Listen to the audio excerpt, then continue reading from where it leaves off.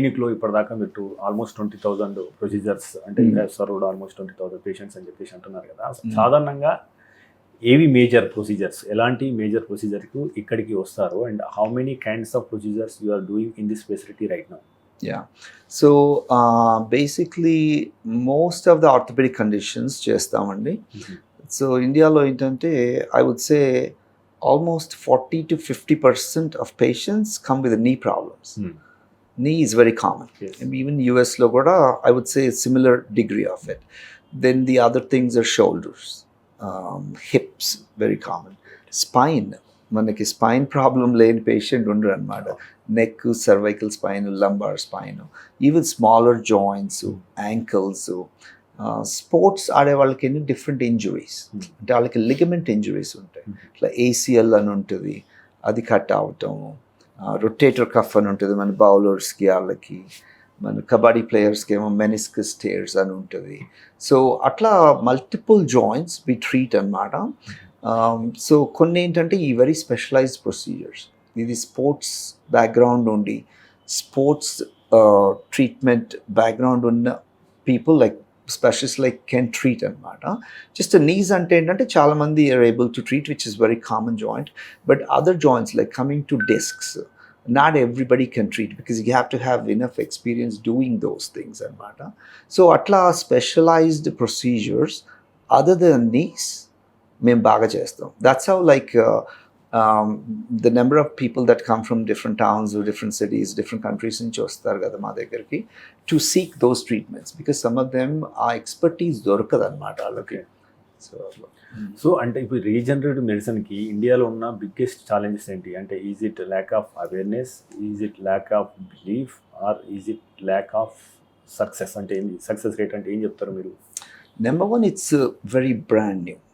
అంటే it's brand new field. ఇప్పుడు మన లిటరలీ ఇప్పుడు మేము 2015లో ఇండియాలో లాంచ్ చేసినప్పుడు we're the first guys to bring this field to entire India. That we're the ones we have done the ACL procedures అని, లేబ్రల్ అని అంతకుముందు వినలేదు. అంటే everybody surgery surgery surgery.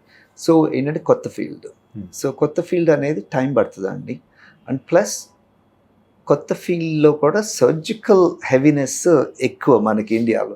Naturally non surgical అనేసరికి రికమెండేషన్ టు డూ దిస్ రాదు. పేషెంట్సే educate అవ్వాలి, patients ద్వారానే educate అవ్వాలి. సో టైం పడుతుంది అనమాట. కానీ if you look at it, ఎక్కడ స్టార్ట్ అయింది మీకు 2-3 years ago పిఆర్పి అనే వర్డ్ వినిపించి ఉండదు. ఇప్పుడు అది వినిపించిన ప్లేస్ లేదు. సో అవేర్నెస్ చాలా ఫాస్ట్గా పెరుగుతుందండి. So it's a matter of time. ఏ ఫీల్డ్ అయినా it takes time. So belief, confidence అనేది ఏంటంటే ఇది 1 day 2 day థింగ్ కాదు కదా, ఫ్యాడ్ కాదు కదా. ఇప్పుడు ఏదైనా పేషెంట్ వచ్చాడు అంటే వేరే పేషెంట్ని ఒక 1 year చూసి ఆ రిజల్ట్స్ చూసి కాన్ఫిడెన్స్తో వస్తున్నారు. ఇదేంటంటే ఇది ఒకళ్ళ నుంచి అట్లా బిల్డ్ అయ్యే ఫీల్డ్ అనమాట. అది చాలా ఫాస్ట్గా బిల్డ్ అవుతుందండి. Yeah, according to us we've been busy from day one and it's been extremely busy and it's getting busier and busier. ఎందుకంటే అవేర్నెస్ పెరుగుతుంది. పెరిగిన కొద్దీ వాళ్ళు they're seeking more and more treatments. మేము we emphasize on the preventive medicine. So అంటే ఇప్పటిదాకా మనం discuss చేసింది ఏంది, ఫుల్గా ఖరాబ్ అయితే ఆపరేషన్ చేసుకోవాలి, కొద్దిగా ఖరాబ్ అయితే regenerative medicine is there to heal naturally. So అసలు ఖరాబ్ కాకుండా ఉండాలంటే can we do something in terms of our lifestyle or food or something else? Yeah, no, absolutely. That's called proactive treatments అండి. So ఇప్పుడు healthy living, proactive, regenerative medicine ఇవన్నీ hand in hand, they go hand in hand అనమాట. సో ఇప్పుడు మీరు మన life స్టైల్లో కాన్షియస్గా మీరు అనుకుని ఎక్సర్సైజ్ చేస్తే తప్ప ఎక్సర్సైజ్ చేస్తూ ఉండదు మన లైఫ్ స్టైల్లో. ఇక్కడ ఏదైనా దెబ్బ తగిలితే ఎక్సర్సైజ్ చేయడం, లేకపోతే జిమ్కి ఇప్పుడు కొన్ని వెస్టర్న్ వరల్డ్స్ అనుకోండి, that is part of the life. మనకి అది లేదు. సో మనం ఏంటంటే యాక్టివ్ లైఫ్ స్టైల్ లీడ్ చేయాలి.